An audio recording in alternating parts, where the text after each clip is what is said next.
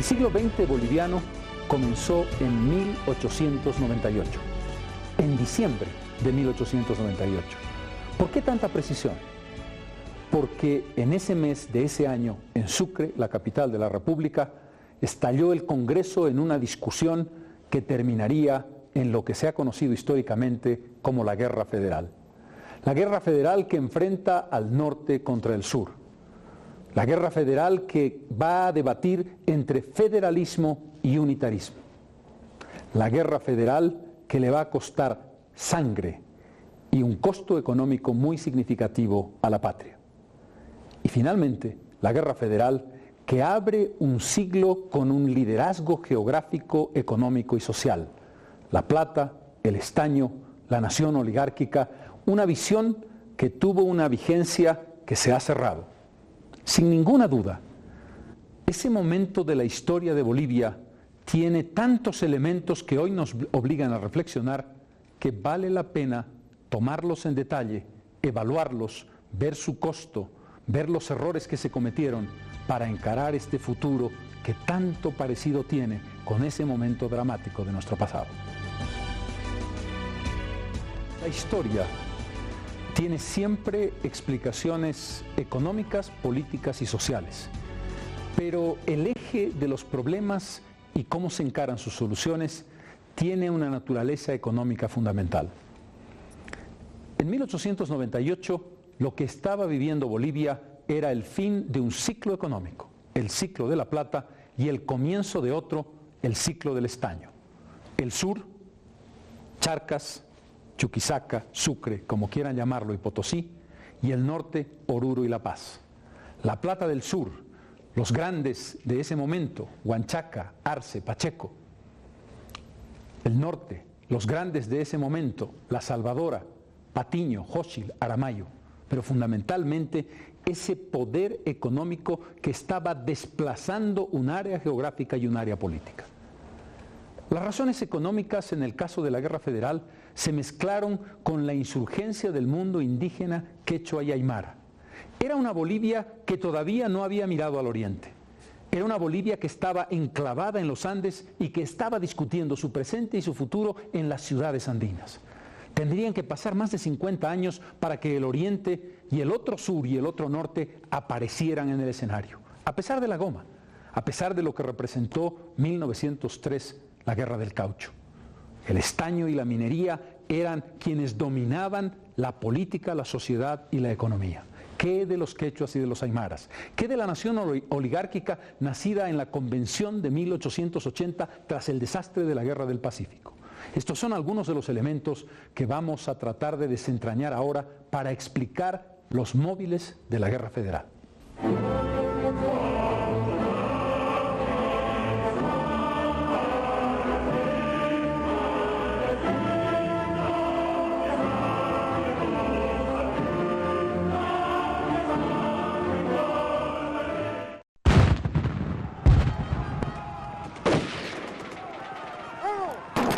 Era el 10 de abril de 1899. 4.000 bolivianos se habían enfrentado en los campos de Paria en lo que se llamó la Batalla del Segundo Crucero. Era el fin de una etapa de la historia. Cambiaba un siglo, cambiaba la capital, cambiaba el destino de Bolivia hacia el siglo XX. Tres grandes protagonistas tuvieron que ver con ese momento dramático. Severo Fernández Alonso, el presidente constitucional de la República. El coronel José Manuel Pando, jefe de los liberales y miembro de la Junta de Gobierno. Y Pablo Zárate, el temible Vilca, el líder de un levantamiento indígena como no había visto el país desde 1781. El siglo XIX boliviano tuvo un momento crucial en la Guerra del Pacífico. Después de la derrota, se reúne la Convención Nacional de 1880 para construir lo que se ha denominado históricamente como la Bolivia oligárquica. Un país que duró casi 60 años, entre guerra y guerra, hasta que llega la Guerra del Chaco. Es un contexto en el que conservadores y liberales van a dominar el escenario político. Hay estabilidad y democracia, una democracia restringida, en la que, sin embargo, los presidentes se alternan en el poder. Es una visión política dominada por la economía de la plata. Los grandes propietarios de minas, como Gregorio Pacheco y Aniceto Arce, ocuparían la presidencia de la República. Arce, el prohombre del conservadurismo, construye el ferrocarril, hace que sus intereses coincidan con los de Bolivia y sin embargo no logra romper una visión excluyente, una visión miope que se ha olvidado de la gran mayoría quechua aymara. Bolivia es en el siglo XIX todavía un país esencialmente andino, cuyas principales poblaciones están por encima de los 2.500 metros de altura. La Constitución de 1880 intenta recuperar los ideales del liberalismo de los libertadores, Bolívar y Sucre. Intenta reforzar el concepto de la propiedad individual como sacrosanta. Y por supuesto busca un modelo que está en Europa, una Europa que se parece muy poco a este país indígena con una tradición de tierras de comunidad y una lógica quizás distinta a la del occidente clásico. Pero los liberales bolivianos se olvidaron de que la depresión económica, la falta de productividad, sobre todo después de la independencia, generaba un vacío que tuvo una sola forma de cubrirse. El ingreso más importante del Estado no fue impuestos sobre comercios, impuestos sobre minería, ni nada de este, fueron impuestos sobre los indios. El tributo fue la fuente más importante del Estado. Son dos mundos paralelos hasta que uno acabaría agrediendo y destruyendo o intentando destruir al otro. Pero hay que reconocer que el proceso de conservadores y liberales es un proceso que comienza con la modernización. Llega nueva tecnología, nuevas inversiones. La minería recupera su fuerza y se logra un gran ingreso a través de la plata. Entre 1875 y 1895 se escuchan los nombres de la Sociedad del Real Socavón de José Avelino Aramayo, la Compañía Guadalupe o Ploca de Pacheco y por supuesto la más importante, la Huanchaca de Aniceto Arce, que llegó a tener casi 12.000 operarios. Altos niveles de ley de mineral, la explotación de estas tres grandes minas cubrió una parte mayoritaria de la producción total de plata de Bolivia. 1.800.000 marcos de plata en 1890, 8 veces más que el comienzo de la gran producción en la década de los años 60 de ese siglo. Esto permitió un concepto de modernización de Bolivia que sin embargo no pudo resolver las tensiones internas en política entre liberales y conservadores, ambos con un mismo ideario económico, pero con diferencias de matiz en algunos casos y por supuesto de confrontación personal en otros. El liderazgo del liberal por antonomasia, don Eliodoro Camacho, el verdadero creador de la ideología liberal y de un partido coherente en nuestro país, no puede con el dominio hegemónico de los conservadores. Es derrotado en 1884 por Gregorio Pacheco, en 1888 por Aniceto Arce y en 1892 por Mariano Baptista. Es a través del cohecho, a través de la manipulación y a través de la violencia, como ocurre con la presidencia de Baptista, que a los liberales se les cierran las puertas del poder. Pero es también la confrontación entre el norte y el sur. Chuquisaca, la capital de la República, enfrentada a La Paz.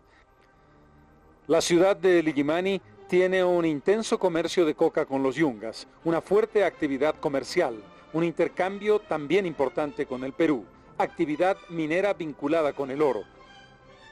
En 1898, La Paz es sin duda ninguna la ciudad más importante de Bolivia. Tiene 60.000 habitantes.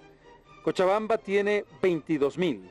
Luego están con una población muy parecida Sucre y Potosí con 21.000 habitantes cada uno. Santa Cruz de la Sierra tiene ya 18.000 almas y Oruro cerca a 13.000. La discusión en torno a cuál debiera ser la ciudad capital de Bolivia se resolvió entre 1825 y 1839, cuando el Congreso reunido bajo la presidencia de José Miguel de Velasco determinó oficialmente que Sucre era la capital de la República. Pero esa decisión que aparecía en los papeles fue desmentida en los hechos por la práctica histórica. Los gobiernos de Bolivia tuvieron carácter itinerante y muchas veces gobernaron en diversas ciudades. Sucre, desde luego. La Paz, ciudad en la que los presidentes estuvieron quizás más tiempo que en la propia capital de la República. Cochabamba, el caso más característico, el de Achá o Calvo y Ágreda, y también Oruro, una ciudad fundamental en el paso del norte al sur. Es en esa caldera en ebullición que llega al poder el 19 de agosto de 1896 Severo Fernández Alonso, que ha derrotado a José Manuel Pando en las elecciones por 19.896 votos frente a 16.709 del caudillo liberal. Alonso tiene 47 años en ese momento. Es un hombre de carácter tranquilo y conciliador, con tendencia a la flexibilidad. Hombre de fortuna personal lograda como abogado de la gran minería de entonces. Era más un presidente para un periodo de paz y de estabilidad que para los duros días que le iban a tocar vivir. Y lo que estaba ocurriendo es que Sucre entraba en un proceso de decadencia. La plata había caído en picada. Estábamos en las puertas de la nueva era, llamada del estaño. Por razones políticas, económicas y geográficas, la paz estaba a punto para el cambio, y el cambio comenzó a producirse. El 9 de octubre de 1894, José Manuel Pando había sido elegido jefe del Partido Liberal en sustitución del prohombre Heliodoro Camacho. Pando era un hombre de reflexión y de acción, calculador y sagaz. Sería clave, probablemente la figura fundamental para entender el triunfo de la revolución que se avecinaba. Entre diciembre de 1897 y enero de 1898 se llevan a cabo en el país las elecciones municipales. Muy pronto se detecta un importante fraude de los conservadores que generan graves disturbios en La Paz, a tal punto que el gobierno tiene que echar pie atrás y reconocer el triunfo de 4 concejales liberales del total de 6 que habían sido elegidos. Pero no fue fácil. Los disturbios, las confrontaciones y finalmente la represión policial dejan como saldo la muerte del estudiante Ezequiel Eduardo. Es la chispa para la gran explosión. En Sucre la repercusión es inmediata. El gobierno toma la decisión de trasladarse a La Paz para intentar apaciguar los ánimos. A partir de ese momento, 1898 se convierte en el año de la disputa por la capitalía y por el federalismo.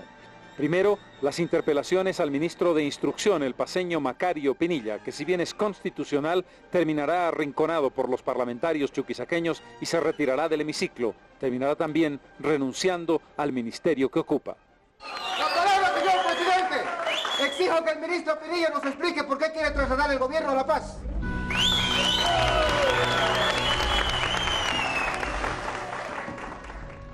Es el principio del fin. Son los últimos días, los chuquisaqueños todavía no lo saben, de Sucre como capital real de la República.